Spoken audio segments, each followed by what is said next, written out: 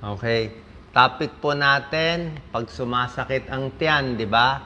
Ang serious dito, either appendicitis ba siya o kidney stones ba siya, bato ba siya sa bato. Minsan mahirap ma-distinguish.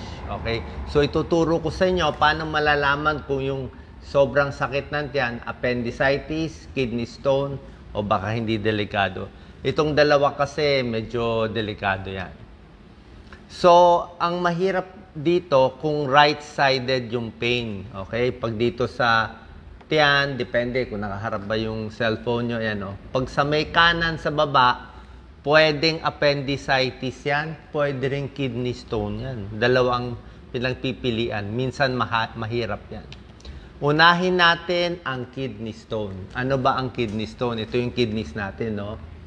Okay? Tapos, ang trabaho ng kidneys, gumawa ng ihi. Diba? Ilabas yung mga toxin sa katawan. Kaya lang, minsan, itong ihi natin, may mga crystals, parang buhangin. May mga calcium, may buhangin, may mga sediment, nagbubuo. Katulad nito, nagbuo. Oh. So, pag nagbuo yan, pwedeng magbara dito sa kidney, dito sa ureter, o sa pantog, hanggang sa palabas. Sobra sakit yan. Pag sa kanan na kidney, sa kanan sasakit. So, hindi mo alam kung appendix ba o kidney stone.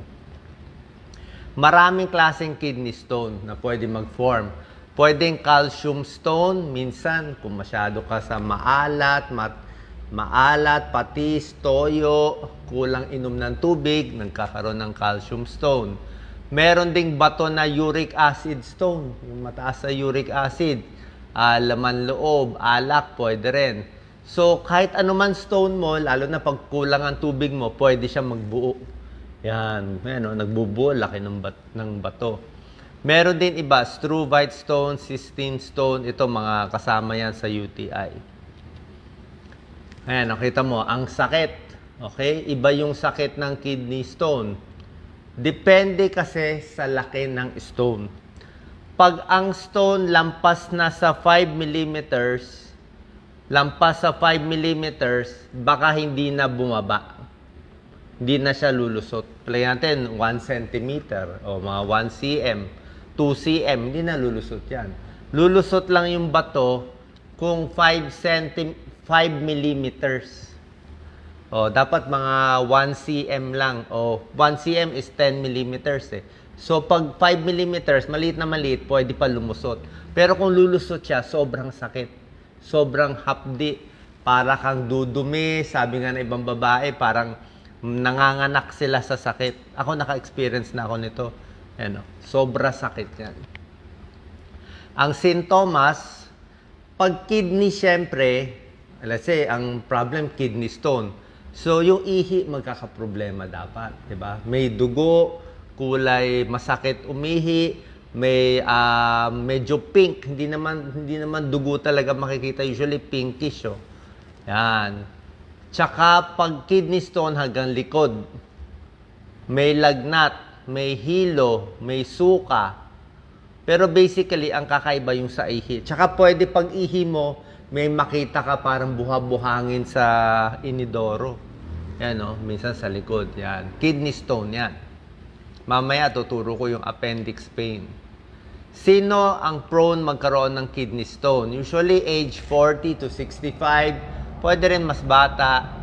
May lahi kayo na kamag-anak mo may kidney stone. Kulang ang inom ng tubig. Inadequate fluid intake. Kaya kailangan at least 8 to 10 glasses of fluid or water in a day. Kasi nga, pag hindi mo finalas siya ng maraming tubig, magbubuo talaga yan. Magbubuo yung mga bato-bato na yan. Mas mataba, prone to kidney stone, mga may high blood, diabetes, may sira kidney. Ito pa, sobrang exercise. Diba? Pawis na pawis. Diba? So, nadidehydrate sila. Pawis na pawis, hindi uminom ng tubig. Sobrang alat kumain. Alat, asin, patis, daing. Puro karne. Maraming karne kinakain, prone din. Kahit yung mga matatamis, hindi rin magaganda. Masyado marami. Okay? So, ganito ang sintomas niya. Sa likod, lagnat, At sa pag-ihi, may diferensya. Pwede sa kanan, pwede sa kaliwa. Tapos yung pain niya parang humihilab. Parang humihilab siya. Para kang madudumi. Tingnan naman natin yung appendix. Diba? Itong appendicitis, opera talaga to. Ayan o. Lahat ng tao may appendix. Sa kanan din yan. Ayan o. Ano trabaho nitong appendix? Minsan tinatanong ba't ba gumawa ang Diyos ng may appendix, diba? Actually, hindi ganun ka-clear ano trabaho nitong maliit na extra na appendix natin. Sabi ng iba, parang para din sa immune system, makakatulong din. Pero pag tinanggal tong appendix, walang kaso. Mabubuhay ka pa rin ng normal. Normal lang yan. Naalala ko nung grade school ako, sabi ng teacher namin, pag tinanggal daw yung appendix mo, hindi ka na daw makakatalon ng mataas. Actually, hindi. Ngayon ko lang nalaman, hindi tunay. Pareho lang yung lakas mo, appendix lang yan So, bakit nagbabara sa appendix dito? Pag may nagbara. Minsan nagbabara, dumi. May naiipit na dumi dito, o may tae, o whatever, may crystals, nagbara dyan, nag-inflame. Pag nagbara, namamaga. Yan. Appendix usually in a week, biglaan, in a few days, palala ng palala yan. Ano? Common din sa bata. Mas common sa bata yung appendix. Okay? Appendix, nagbabara. Dumi, bukol, bacteria, kanan. Okay? Pag naoperahan yung appendix at nalaman, kaya nga natin ginagawa yung video, pag nalaman na may appendix, dapat very safe. Wala pang 1% ang namamatay. Kasi naoperahan agad Okay? Ano ang sintomas ng appendix? Ganito yan. Medyo kakaiba siya. Nag-uumpisa yung kirot sa may sikmura. Sikmura. Sa gitna muna. Kala mo ulcer. Kala mo nangangasim ka lang. Tapos, after 12 hours to 24 hours, kalahating araw, isang araw, yung masakit sa sikmura, biglang kakanan. Sikmura muna, tapos biglang kakanan. Maglo-localize siya dito sa kanan at bandang baba. Bandang baba. Ayan, Kumanan, bumaba, sign ng appendix yun. Nilalagnat, sign din. Pag ginawa ng blood test, nakikita rin. Okay? Patindi na patindi yung sakit. Pero hindi siya humihilab. Parang steady lang siya. Steady. So, sino ang tinatamaan ng appendicitis? Usually, 10 to 30 years old. Mga teenager. Hindi alam bakit sa kanila mas common. Pero pwede rin matanda. Sa kidney stone, kadalasan 40 years old to 65. Sa appendix, 10 to 30. Kaya kung bata, ayan, lalaki, mas common. Okay? Ito, compare na natin appendix versus kidney stone. Kunwari, doktor din kayo. Pag appendix, siguradong kanan. Okay? Gitna, kumanan, 12 to 24 hours. Tapos, pag umuubo, masakit. Pag hinawakan, masakit yan. Okay?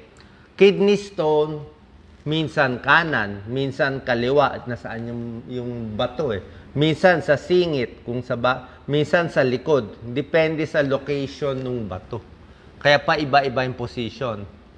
Tsaka ito kasi medyo steady yung sakit. Steady. Ano mas masakit? Appendix o kidney stone? Yung appendix, unti-unti, pasakit ng pasakit ng pasakit. Ang kidney stones, humihilab. Humihilab. Ngayon, minsan ang appendix, ganito yan makinig kayo maigi. So, gitna ang sakit. After 1 day, 2 days, kumanan. Pasakit ng pasakit ng pasakit. So, 2 days na, 3 days na, masakit na masakit. Tapos, on the 3rd day, bigla-bigla nawala yung sakit. So, happy ka na ba dapat nawala yung sakit sa appendix? Actually, hindi tayo dapat happy. Kasi, kung biglang nawala na yung sakit, parang okay na bigla, ibig sabihin, baka pumutok na yon. So, minsan pumutok na yon, kaya nawala bigla yung sakit. Okay? Ito na, compare natin. Appendix, sintomas, kidney stone sintomas. Parehong may lagnat. Okay? Parehong may suka. Halos pareho eh. Ito lang sa appendicitis, minsan yung pagdumi. Kasi connected siya sa large intestine, di ba? Yung pagdumi mo nagbabago. Tumitigas o lumalambot. Tsaka sa appendix, sa gitna, kumakanan. Sa appendix, dahil sa tiyan, makabag. Tsaka sa appendix, pag hinawakan mo dito sa kanan, masakit. Masakit yan pag diniin mo dito. Kasi sa tiyan. Pag kidney stones naman, masakit din sa tiyan, pero kahit pindutin mo, wala eh. Tsaka kidney stones, tumutugon sa likod. Pwede hanggang likod. Kasi kidneys nasa likod eh. Tapos yung ihi, may dugo. Pero hindi obvious na dugo. Minsan pink lang eh. Kulay pink. Tsaka iba yung hilab niya. Parang pag ganun-ganun yung hilab niya. Okay? Ano yung mga sintomas na may abdominal pain ka na kailangan natin dalhin na sa ospital? O, di ba? Kahit ano naman masakit, kahit hindi appendix, kahit hindi kidney stone, basta sobrang sakit, sobrang tagal, dadalhin na. Mataas ang lagnat, sa puwerta, dumudugo, ibang problema na yan kung sa puwerta. Iba na isipin natin. Sobra bilis yung heart rate, mababa yung blood pressure, o talagang maga na yung tiyan. Talagang pag hinawakan, masakit na. Alam mo na, ibang usapan, yung putlang-putla na yung pasyente. Serious na yun. So, para ma-distinguish, papacheck natin sa doktor, blood test makikita, sa appendix, mataas ang white blood cell. May infection kasi. Tapos, sa kidney stone, sa ihi, makikita sa ihi. May dugo. Tapos, pinapa-ultrasound. Kidney stone, makikita sa ultrasound ng kidneys. Meron pang mga CT scan at tinitingnan. Okay, explain ko lang konti ang gamutan. Pag appendix, halos kailangan talaga surgery. Merong iba binibigyan ng antibiotic, gumagaling din. Kaya lang, yung antibiotic sa mild appendicitis, after a month, yung iba na operahan din ulit eh. Kaya usually, opera talaga. Lalo na kung pumutok na yung appendix, delikado ah. Kasi pag pumutok yung appendix, lalabas yung dumi sa abdominal cavity. Kakalat yung dumi sa buong tiyan. Mamamaga yun. Peritonitis. Nakakamatay ito. Kasi yung dumi, napakadumi, kumalat sa buong bowel, mapupuno ng bakterya ang buong tiyan. Nakakamatay ito. Kaya nga, inooperahan, yan, agad. Yan ang treatment sa appendicitis. Pag na-opera na, tapos na, hindi ka na magkaka-appendix ulit. Pag kidney stone, anong gagawin? Yan, nakita mo, ang daming bato, kidney stone. No? First, sa kidney stone, minsan iinom ng maraming tubig. Susubukan kung kaya lumabas ang kidney stone. Kung wala pang 5 mm, sabi ko nga eh. Bali, 1/2 centimeter yan. 5 mm, baka lumabas pa. 8 glasses of water in a day, pipilit. Okay? Minsan, binibigyan ng gamot. May gamot, may antibiotic minsan, o minsan meron pang mga ibang gamot eh. Pampaluwag konti ng daanan, ang urologist yung magbibigay. Pag hindi na makuha nito, pwedeng shockwave. Yan ang uso ngayon, shockwave. Parang ano lang siya, oh. Para siyang sound wave, ayan, oh. Shockwave lang eh. May isang makina, walang hiwa to, tinatapat lang dyan, no, sa area ng kidney, dudurugin niya. Pag nadurog, lalabas sa ihi, kaya lang maraming dugo. Isa, dudugo yan. Shockwave, para hindi na ooperahan. Depende sa lugar, minsan iba hindi nagsha-shockwave. Ito, ureteroscopy.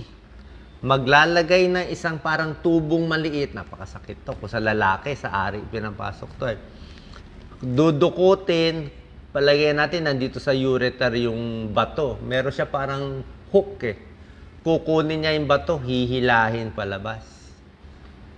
Or minsan, itong scope nila, may laser yan. Lalapitan, dudurugin, ilalabas.